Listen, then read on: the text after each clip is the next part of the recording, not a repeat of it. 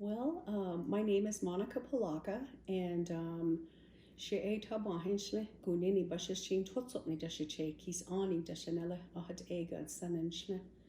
So I'm originally from Hunters Point, Arizona, and my clan and I'm Navajo, Hopi, and Havasupai Native American Indian, and so Hunters Point is my home place on the Navajo Nation. A person that was very influential in my life and continues to be to this day was my beloved late grandfather on my mother's side, my Che. He was my maternal grandfather. And so to this day, I still follow the principles that he set in place for me and disciplines that he set in place for me. So one of the things that really stood out for me was watching him pray when I was a little girl throughout my whole life. And he was quite a prayerful person. You know, he was very humble, very simple, very honest, respectful, kind man of Creator God. Never heard him say a bad thing about anyone, you know, throughout all the years that I knew my grandfather. And when we would have family gatherings, he would make a prayer. You know, and it's custom for the elder to pray. And I always remember it seemed like his prayer was very long, you know, and I would get a little impatient, and you know, I'd start by putting my head down, you know, and then by just kind of looking at everyone's feet and looking around at the environment and looking at all the faces of my family, you know, gathered together, and how quiet the room. I noticed things like that, you know, how quiet the room got, and how still everyone was. And when I would look up at my Che, my grandpa, when he was praying, he had his eyes open, and he was, you know, I could see him. It was as if he was talking to divine nature and Creator, right? You know, they were right there in the room with us. And when as I got older, I remember one time he said to me, he said, Shitsui, he would say, my dear granddaughter, he said, when you pray, he said, open your eyes, you know, open your eyes, open your ears, open, you know, your mind, so you can hear and see and experience that prayer. God is all around you, you know, divine nature is all around you. And I remember watching him, and it was that way for him. So he was a really beautiful example of, you know, that expression, you know. And I saw him living in that prayer that he would say every day of his life. It's so when we begin each day, we get up before that sun comes up, and we go out and we greet it in the east where the sun is coming up. And they say that that's a real precious, divine, beautiful time of the day. And they tell us, you know, our elders tell us in our teaching, get out, get up there, and, you know, get outside and greet that sun, that new day as it's coming. It's when the night and the sun, you know, they meet, and that new day comes. There's something really special and powerful about that time of the day, they would tell us. So I would see him, you know, and he always beat me out there, you know, like I would look out and there he was. Che was out there at our teepee ground, you know, praying. Che was out there at our sheep corral praying. So when I go home, I can still see his footprints there. I can feel him, his presence there. When I go home, I can still see him, his image out there in our cornfield. I can still see him watering the corn, you know, every single stalk. And I would see him out there every day. We had a well out in our field, and he would pump the water from that well and take his little tin coffee can and bucket, and he would water every single stalk on that field, every day. He did that religiously. And so when I look out my window from my home place, I see him out there still doing that, And I truly feel like I am such a blessed granddaughter to have had a grandpa like that. When he was working with the railroad, and he had got acquainted with this medicine, and this medicine that we use in ceremony through our Native American church ceremony. And he was a very strong believer in that faith, and that's something that he passed on to our whole family. And to this day, we still follow that, those Native American church ways. Well, so the way that the Native American church was brought into our family, this sacred sacrament, we call it a zay, this Shema. It's beautiful divine medicine that was made with this Mother Earth, and of course all the divine natural elements, the air, the sun, the rain. So my grandfather got introduced to this medicine when he was away from home working on the railroad, and that was when they laid the tracks from the east to the west, and that's how he got acquainted with this medicine when he was away from home. And so while he was out working on the railroad, they would make their own ceremonial lodge with the rest of these men folks that worked on the railroad, and they would pray. They would build a fire, use that grandpa fire, and they had water, and they made medicine, and they would use it in ceremony. And so one particular time they were having a Native American church ceremony in outside of Needles, California. And I guess the authorities were contacted.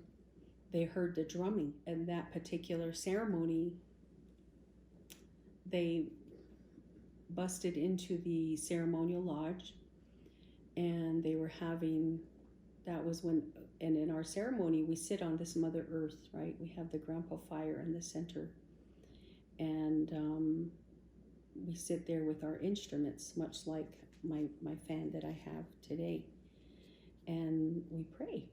We go in at about 8 in the evening, we come out about 7 or 8 in the morning, sit up on our knees all night and pray, meditate, sing together, and all come together in prayer. Well, when they were doing that, the police came in, and they kicked over the medicine.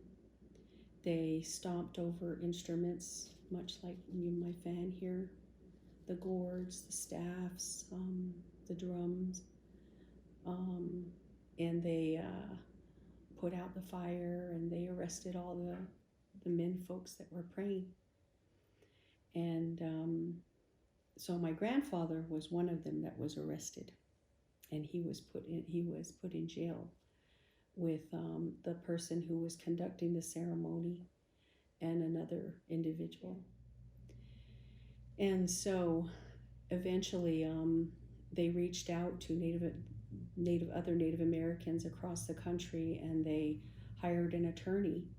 And so he was part of the movement when they came out with the American Indian Religious Freedom Act. My grandfather was quite instrumental in that movement. And it went all the way up to the Supreme Court.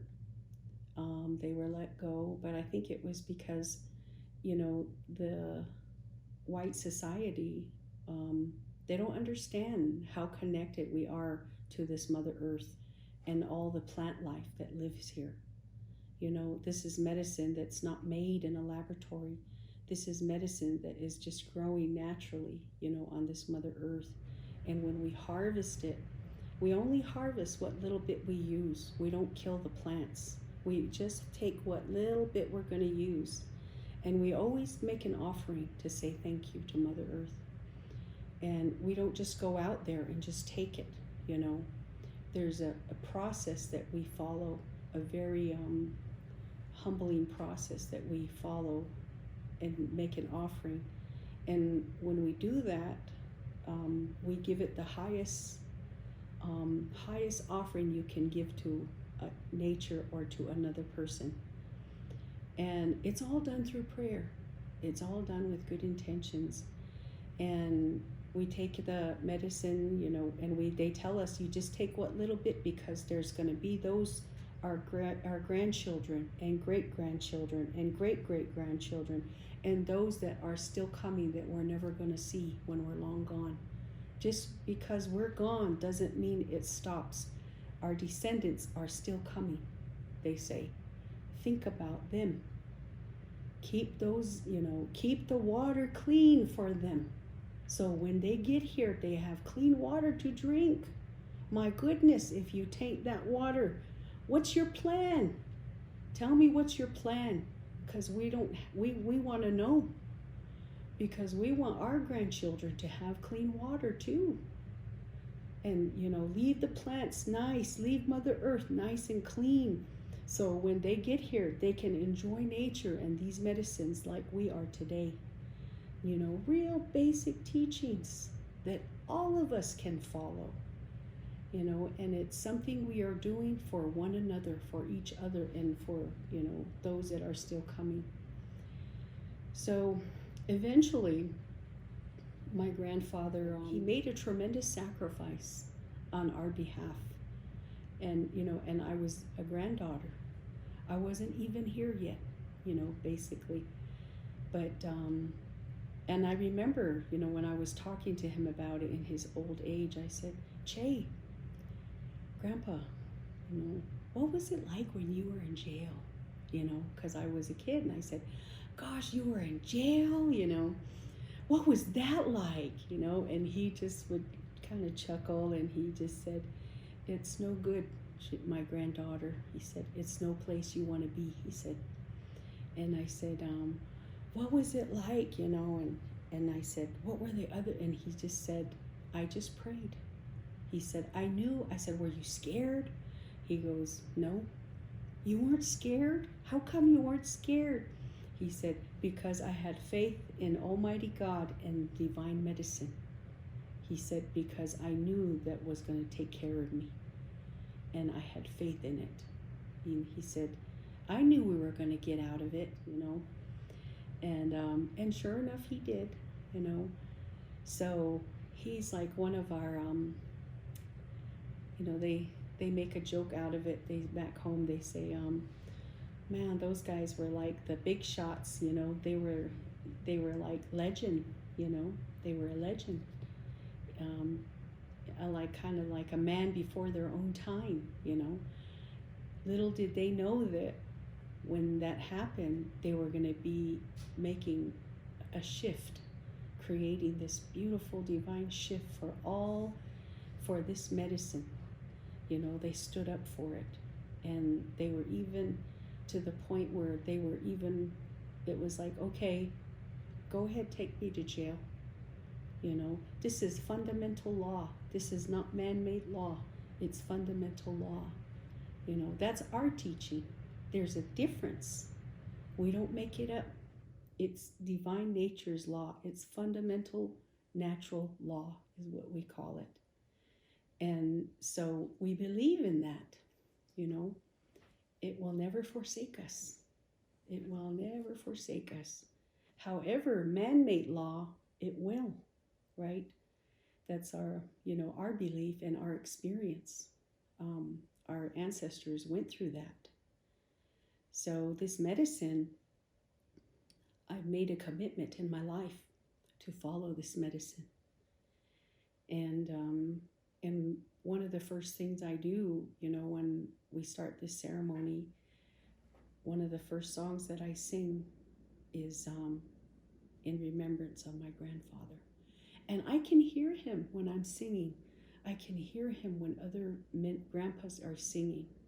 I can see him, his divine image when I look at that fire and I think about him. It's as if he was still sitting in that ceremonial setting with me. And it's really powerful. So powerful, I just want to keep going back, and just and because it fuels my life. And it's just the best medicine for me. So that medicine, it's very compassionate. It's very comforting. It gives us, they say that it teaches you love, faith, hope, and charity. And it does. I've come to find out it's true. It really does. I've never seen anything bad, come from that divine medicine. It's always good. When my grandfather died, it was a really devastating time in my life. It was so painful for me. He got cancer, and they said only expect him to live 2 months. So we had to make the family had to come together and discuss how we were going to, take care of him. And they told him, you can't live in, the house where you're living at. You're going to need constant care. So, they said, what are your options? And the whole family came together, and one family member said, well, we want to move him out here where we live. And then another family member said, well, maybe we can put him in a facility, a nursing home facility. And I just sat there because I was just the granddaughter, but I was an adult. I was a mother. I had a family of my own. And he looked up and they said, well, we want to hear what he wants. So they asked him, the social worker, all of his care providers that were there, and they said, what do you want? Where do you want to go? And he looked up and they asked him in our language, where do you want to go, and where do you want to stay? And he looked up and he looked at me, and we were all looking at him, and he looked right at me and he said, I want to stay with my granddaughter, Monica. And everybody said, are you sure? She has a family of her own, and she's so young and she's got her hands full. And he said, he looked at me and I said, you can stay with me, Jay. So 2 months went to 2 years. He stayed with us. And I tell you what, it was such a beautiful time for our family to have him in our home. He would sing to us. We always prayed. And even though he was the one with the sickness, he was the one always encouraging and inspiring us and, praying. And I wouldn't let him see me cry because I didn't want him to feel bad. But my children were able to be there with him. They would bring their blocks and toys and play in the room that he was in. And anytime he needed me, he would ring a bell. And when he died, it was the strangest thing, because for like about a month or so after he passed, every now and then throughout the night, I would hear that bell ringing, and I would jump up. And like I was going to run to his room to see about him. And so I was grieving pretty hard then. And I was a business owner at the time. About a year went by and I went back to doing my business, and I was just living life, And I didn't go to Native American church ceremonies because it was so difficult for me. I missed my grandpa. He was the lead in that. He would initiate the lead and take care of it, so we would have ceremony, but he was gone. So I hadn't gone to a ceremony in probably about a year and a half. And I was a hairdresser then. I owned a business, and this grandpa would come in, and he was from Whitecomb, Arizona. And he would come in, and I would cut his hair, and he would really talk to me good, and he would really ask me questions, and turns out he was my grandfather by clan. And he says, well, I'm going over here to my home place, and we're going to have a ceremony tonight, And every time he would come back, he would stop and he'd say, just cut a little bit right here. That's it, Just wash my hair. I'm going to ceremony. And I would. And then he would say, you should come over. Come on over, Are you working tomorrow? Yes, I'm working tomorrow. Grandpa, I'd say, Grandpa White, I'm working tomorrow. You should still come over, And he kept coming, And but I didn't tell him it was hard for me. One day, he came in and he said, I'm gonna have a ceremony. I'm gonna run meeting tonight. He said, I sure wish you could come over. And I said, well, I'll think about it. Good, Good, I'll look for you. I'll save a place for you. There's always room for you. I went home and I couldn't stop thinking about him. I got my Vans, my shawl, my skirt, pulled it all out of the storage, put it on, and I don't know if I was just moved to go. I went out there, I went in and I sat down, and I just kind of kept to myself all night, throughout the whole night. In the middle of the night, he said, I want to talk to you. And he said, you're my granddaughter by clan. And he said, you told me what happened to your Che. He said, you told me what happened. And he said, your grandpa is off in the spirit world now with the holy people. And he said, but you're still living here where the living are, he said. And he said, I want to adopt you as my granddaughter with this sacred sacrament, this medicine, in front of this grandpa fire, in front of all my family, my wife, my sons, my daughters, my grandchildren, all of my relatives here. He said, this young woman, he told them about me. I'm going to take her in as my granddaughter. And so he said, come stand up, straighten yourself up. And I'm just bawling, thinking about my grandpa, because I really missed him. And he would talk to me like that. So I went around the fireplace, and then he fanned me off with this medicine, put cedar down, fanned me off, and he said, from now on, you can call me Grandpa, and I'm always going to be here for you. So that's how powerful this medicine is. Changed my life. Open my eyes, open my heart. Help me to believe and trust and have faith in this process we call life. So it's always in my life. I talk to it every day. Every day. Even if I'm not carrying it, I still talk to it.